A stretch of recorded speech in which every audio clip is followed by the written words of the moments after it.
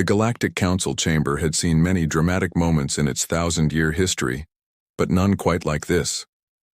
High Chancellor Vorthak was mid-speech about the sacred traditions of diplomatic protocol when the massive doors burst open with all the subtlety of a supernova.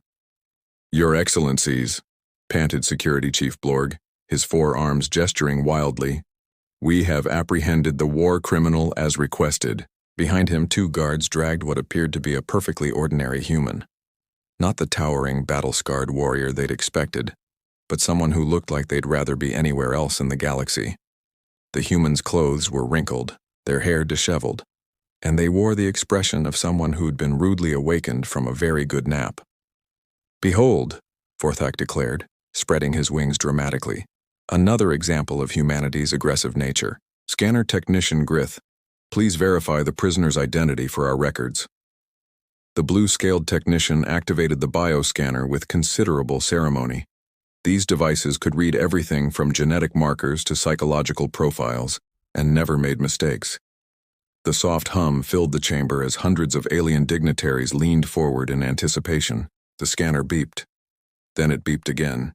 Then it made a sound nobody had ever heard before, like a computer having an existential crisis. "Well?" Vorthak demanded. Grith stared at the readout, his scales shifting from blue to a sickly yellow. "Your Excellency, there must be some malfunction. The scanner reads, it says this individual is classified as..." He paused, checking the screen again. "Founder of War Protocols, Level Omega classification." The chamber erupted. Delegates from 17 different species began shouting simultaneously in languages that hurt to hear. Ambassador Kletch fell off his hover platform in shock. The representative from the Zephyrian collective fainted, which was impressive since they didn't technically have a nervous system. Through this chaos, the human finally spoke up. "Well, this is awkward." Their voice cut through the alien babble with the casual tone of someone commenting on the weather. Every head in the chamber turned toward them. "I mean," the human continued, apparently unbothered by being the center of attention from several hundred hostile aliens, "I was hoping to keep this quiet for at least another decade, maybe 2 if I was lucky." Vorthak's feathers had gone completely white. "Impossible. Humans are a primitive species. You barely discovered spaceflight 5 centuries ago. Our war protocols have existed for millennia." The human raised an eyebrow. "Have they, though? Because I'm pretty sure that's not how any of this actually works." Security Chief Blorg stepped forward, his massive frame towering over the human. "Explain yourself, criminal." "Criminal?" The human laughed, a sound that somehow managed to be both amused and deeply sarcastic. "Oh, that's rich. You drag me out of my nice, quiet retirement, accuse me of crimes I didn't commit, and then your own scanner tells you exactly who I am. And now you want explanations?" The human looked around the chamber with the expression of someone who'd walked into a particularly absurd comedy show. "This is going to be fun." "Run it again," Vorthak commanded, his voice cracking slightly. Technician Grith operated the bioscanner with trembling claws. The machine hummed, whirred, and delivered the exact same result. Then they tried a different scanner, same result. Then they brought in the emergency backup scanner, which was supposed to be foolproof. "Founder of War Protocols, Level Omega classification," Grith repeated miserably. "That's impossible," shrieked Ambassador Tenthrax from the Mollusk Confederation. "Our species has been following the sacred war codes for over 3,000 standard years. They predate human civilization." The human prisoner, who had somehow managed to find a comfortable position despite being in shackles, looked genuinely entertained. "Sacred war codes? Is that what you call them? That's adorable." "Silence." Vorthak spread his wings to their full imposing span. "You will explain this scanner malfunction immediately." "Oh, it's not malfunctioning," the human said conversationally. "See, here's the thing about your sacred war codes. They're really more like suggestions that someone took way too seriously." The chamber fell silent. Even the Zephyrian representative had regained consciousness and was listening intently. "Let me paint you a picture," the human continued. "About 80 years ago, humanity made first contact. Not with you folks, obviously. You were too busy having your little war with the— what did you call yourselves back then? The Crimson Nebula Alliance? Several delegates shifted uncomfortably. Anyway, we met some traders from the Outer Rim territories. Nice folks. Tentacles in all the right places, you know the type.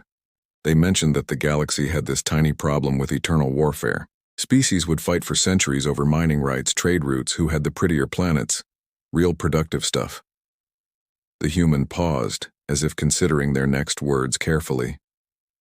So naturally, they asked us how humans handle conflicts. And I, being young and stupid and possibly slightly drunk on alien liquor that I'm pretty sure was actually industrial solvent, started explaining basic military strategy. Ambassador Kletch had recovered enough to speak. Basic military strategy? You know, little things like maybe don't fight wars that last longer than your species' natural lifespan. Consider negotiating before shooting. If you're going to have a war, have clear objectives instead of just blowing things up because it's Tuesday. The human shrugged, an oddly human gesture that somehow conveyed volumes. Apparently these were revolutionary concepts. Lies, hissed Defense Minister Skralex. Our war protocols are based on ancient wisdom and tactical superiority. Your war protocols, the human said patiently, are based on a drunk human explaining why your forever wars were stupid, which they were, by the way, spectacularly stupid. Vorthak's feathers were now cycling through colors that didn't exist in most species' visual spectrum. Even if this preposterous tale were true, you're claiming that one human conversation changed galactic military doctrine? The human grinned. Oh, it gets better. See, those traitors I mentioned? They took my advice back home. Suddenly, conflicts that had been raging for centuries were getting resolved in months. Word spread. Pretty soon, every species in the galaxy wanted to know about these amazing new war protocols that could actually end wars instead of just prolonging them. The chamber was so quiet you could hear the soft hum of the life support systems. The best part? The human's grin widened. Nobody bothered to ask where the protocols came from. You all just assumed they were developed by some ancient, wise civilization. Never occurred to anyone that they might have been invented by a species that was still figuring out which end of a plasma rifle was dangerous. The silence stretched for approximately 3 seconds before the chamber exploded into chaos that made the earlier outburst look like a quiet library discussion. "This is preposterous!" Vorthak shrieked, his voice reaching frequencies that made several delegates cover their auditory organs. The sacred war codes cannot possibly originate from a primitive species that thinks violence is the solution to everything. Primitive species? The human looked genuinely offended. Hey now, we've moved way beyond thinking violence is the solution to everything. These days we only think it's the solution to most things. Ambassador Kletch was frantically consulting his datapad. According to our historical records, the war protocols first appeared during the Great Mediation of Sector 7. The mediators were described as beings of infinite wisdom from beyond the known galaxy. Beings of infinite wisdom, the human repeated thoughtfully. That's generous. I prefer lucky idiots with decent timing, but I'll take it. Defense Minister Skralex had turned an alarming shade of purple. If this is true, then our entire military doctrine has been based on the random thoughts of a single intoxicated human. Not random, the human corrected. I put a lot of thought into those suggestions. Well, as much thought as you can put into anything when you're 3 drinks deep in Rigelian fire whiskey. That stuff could power a starship, by the way. I'm amazed I survived that conversation. Council Secretary Morphic, who had been frantically taking notes, suddenly stopped writing. Wait, if you created these protocols 80 years ago and you're human, shouldn't you be dead? Your species has a notoriously short lifespan. The human tilted their head. Life extension therapy. Turns out when you accidentally become the most influential military strategist in galactic history, people want to keep you around. Who knew? This is a disaster, moaned Ambassador Tenthrax. My species has restructured our entire fleet based on Protocol 7 Alpha. We've trained millions of soldiers in the humanitarian combat doctrine. Humanitarian combat doctrine? The human perked up with interest. Oh, you mean the thing about not shooting medics and maybe asking prisoners nicely before interrogating them? Yeah, that was a good one. Glad to see it caught on. Vorthak was pacing now, his claws clicking against the floor in agitation. Do you have any idea what this means? If word of this gets out, the political ramifications will be enormous. Species across the galaxy will question the legitimacy of their military structures. Not to mention the lawsuits, added Treasurer Vix nervously. We've sold war protocol licensing agreements to over 4,000 worlds. The human blinked. You've been selling licenses to use military strategies I gave away for free? That's actually kind of brilliant. Morally questionable, but brilliant.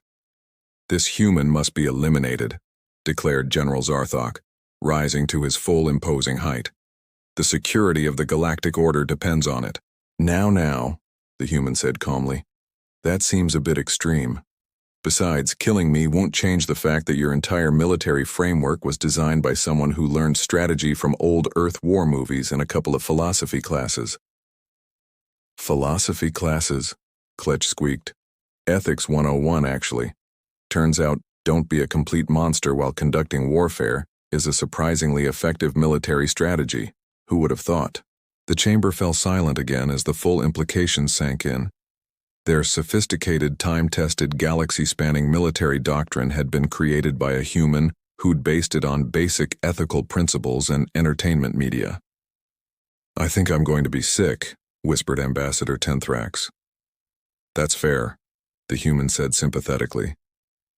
I had a similar reaction when I found out you'd turned my offhand suggestions into religious doctrine. Though I have to admit, seeing the Miller Accords carved into the monument of eternal warfare was pretty surreal. The Miller Accords? Vorthak's voice was barely a whisper. Yeah, that's me. Jack Miller. Nice to finally make your official acquaintance, I suppose. The name hung in the air like a toxic cloud. Every alien in the chamber knew the Miller Accords. They were the foundation of modern galactic warfare, the principles that had ended countless conflicts and saved billions of lives. Jack Miller scratched his head casually. I really should have picked a cooler name for those accords. Miller sounds so ordinary. Should have gone with something like the Omega Protocols or the Genesis Framework. Much more dramatic. The Miller Accords, Vorthak repeated slowly, ended the 1,000-year war between the hegemony and the Free Worlds Coalition. Did they? Good for them. I always wondered if anyone would actually use the try talking first approach. Miller shrugged. Seemed obvious to me, but apparently that was revolutionary thinking around these parts. Secretary Morphic was scrolling through historical records at light speed. According to our archives, the original Miller Accords contained 17 core principles that fundamentally changed how civilized species conduct warfare. 17? Really? Miller looked impressed. I thought I only came up with 12. You folks must have added some extras, hope they were good ones. The principle of proportional response, Kletch read from his datapad. The doctrine of civilian protection. The rules of engagement regarding surrender. Oh yeah, I remember those. Miller nodded. Basic stuff, really. Don't glass entire planets because someone stole your lunch money. Don't shoot people who've already given up. Try not to murder innocent bystanders. He paused. I can't believe I had to explain this to allegedly advanced civilizations. Defense Minister Skralex looked like he was having a breakdown. Our entire military academy curriculum is based on the Miller strategic philosophy. We teach courses in Miller-style tactical analysis. Miller strategic philosophy? Miller laughed. It's called common sense, and maybe a little bit of what would Captain Kirk do mixed with some Sun Tzu I half remembered from college. Captain Kirk? Grith asked hesitantly. Fictional character. Bold leader. Terrible at following orders. Surprisingly good at talking his way out of fights. Classic human role model. Miller grinned. Though between you and me, I probably borrowed more from Picard. Better diplomat. Less likely to get everyone killed through sheer arrogance. The silence that followed was the kind of silence that happens when an entire worldview crumbles and takes reality with it. Finally, Treasurer Vix spoke up in a small voice. Mr. Miller, what exactly have you been doing for the past 80 years? Oh, you know, this and that. After word got out that I'd founded the modern age of civilized warfare, and I still don't know who came up with that title, various governments started offering me consulting positions, military advising, strategic planning, the occasional peace negotiation. He gestured vaguely with his shackled hands. Eventually, I got tired of all the politics and drama, so I retired to a nice little farming planet in the neutral zone, grew vegetables, read books, enjoyed the quiet life, was really looking forward to dying peacefully of old age. But you're here, Vorthak pointed out unnecessarily. Yes, well, apparently someone reported seeing a human on Kepler 442b and decided I must be a war criminal hiding from justice. Miller's tone turned dry. Your security forces are very thorough, also very loud. Did you know they arrested me while I was harvesting tomatoes? I've never been so offended in my life. General Zarthok leaned forward. If you are truly the Miller of the Miller Accords, then you possess strategic knowledge that could tip the balance of any conflict in the galaxy. Could I? That's terrifying. Good thing I'm retired. Miller yawned. Look, folks, I appreciate the dramatic revelation and all, but is there any chance we could wrap this up?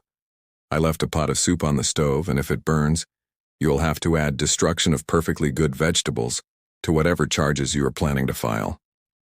The council members exchanged glances loaded with political implications, military concerns, and barely concealed panic. Mr. Miller, Vorthak said carefully, I'm afraid the situation has become complicated. Complicated how? Miller asked, though his tone suggested he already knew the answer wouldn't be good news. Vorthak cleared his throat, a sound like grinding metal.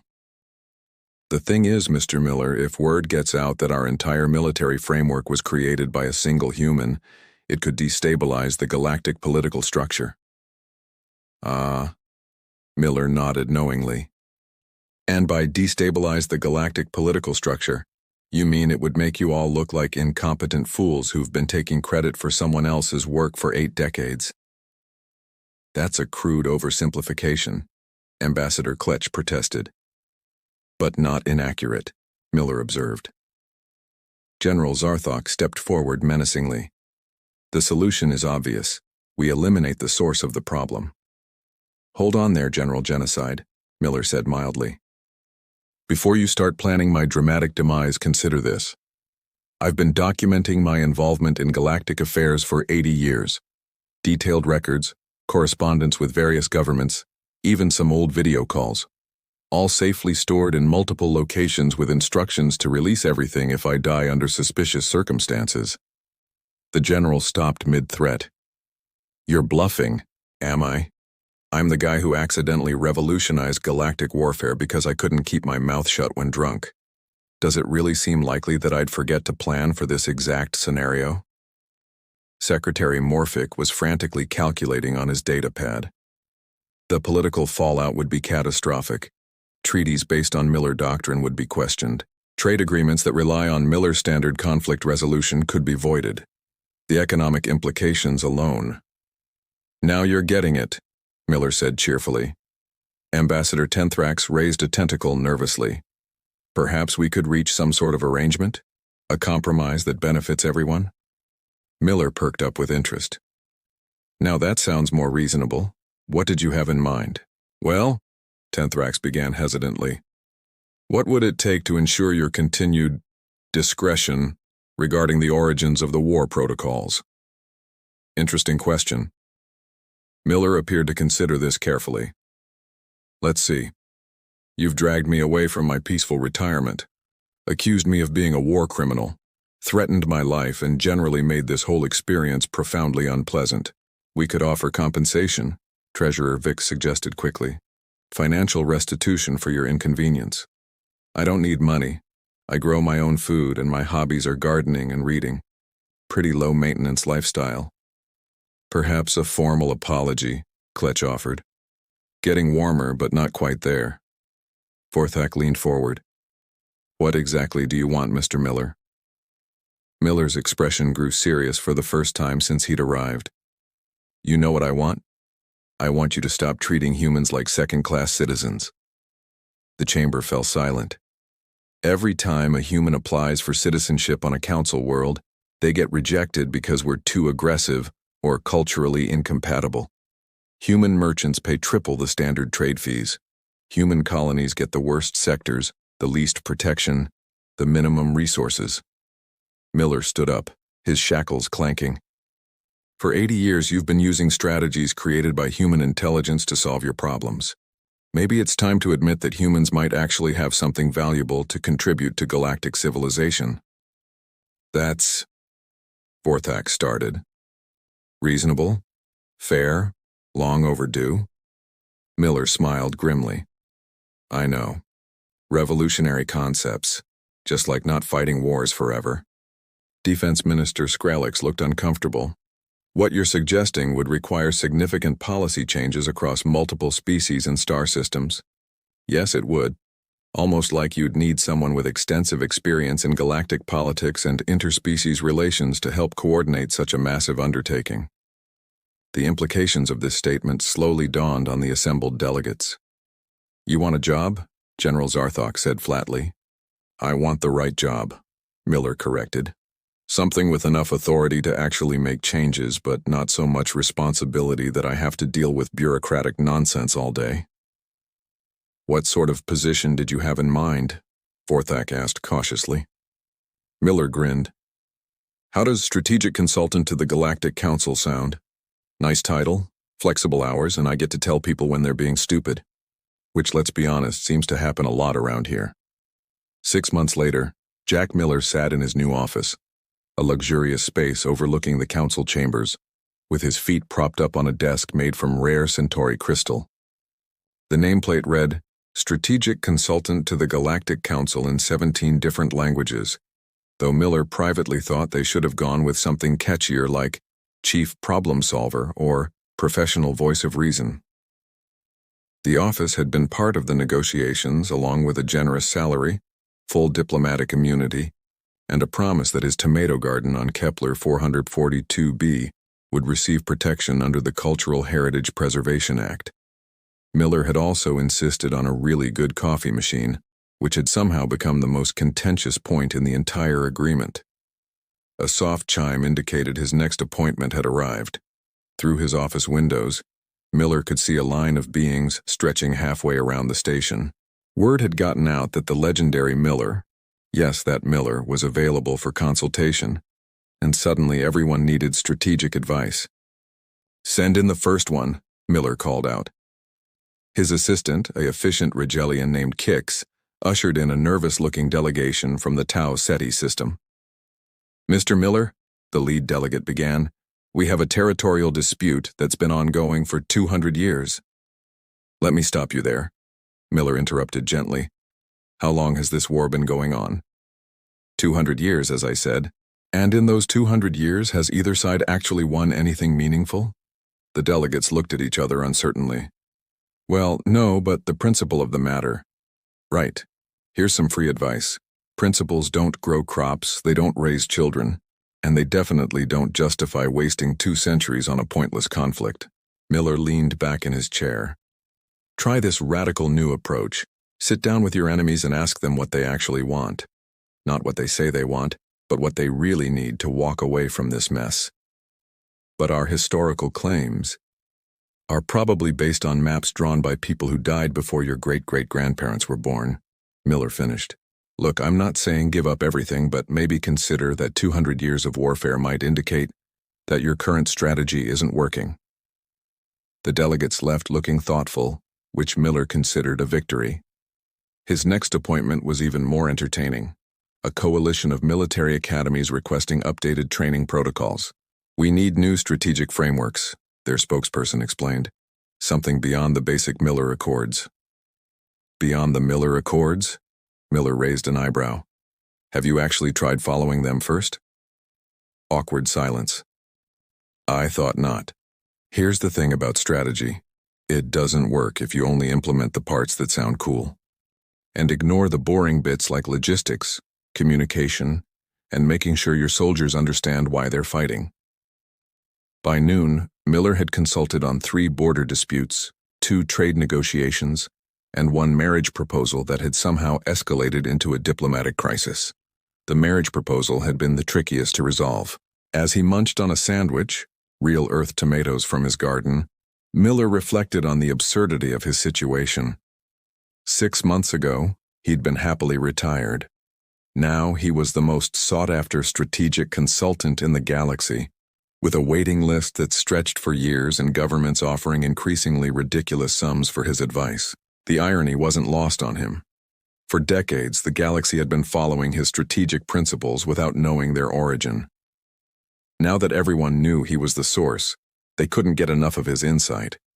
It was like being a prophet in reverse. No honor in his own time, but plenty of recognition once the secret was out. A soft chime announced another visitor, but this time Kix's voice carried a note of amusement. "Mr. Miller, there's a delegation of Zephyrian philosophers here.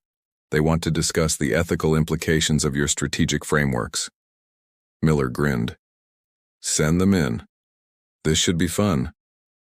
As the philosophers filed into his office, looking serious and important with capital Y, Miller couldn't help but think about how far he'd come from that drunken conversation with alien traders 8 decades ago. He'd accidentally changed the galaxy once by shooting his mouth off in a bar. Now he was doing it professionally. "Gentlemen," he said to the assembled philosophers, "I understand you want to discuss ethics. Perfect. Let me start with a question. Is it more ethical to fight a war for 1,000 years or to end it in a month using strategies developed by a guy who was too drunk to remember giving the advice?" The look on their faces was absolutely priceless. Outside his office window, the line of species waiting for consultation stretched even longer. Tomorrow he had appointments with the Andromedan Trade Federation, the Military Council of the Outer Rim, and something called the Society for the Prevention of Galactic Stupidity, which had to be the best organization name he'd ever heard. Jack Miller, accidental founder of modern galactic warfare, leaned back in his chair and smiled. Retirement had been nice, but this was better. After all, someone had to keep the galaxy from doing anything too stupid, and apparently, that someone was him. The universe, he reflected, had a truly twisted sense of humor.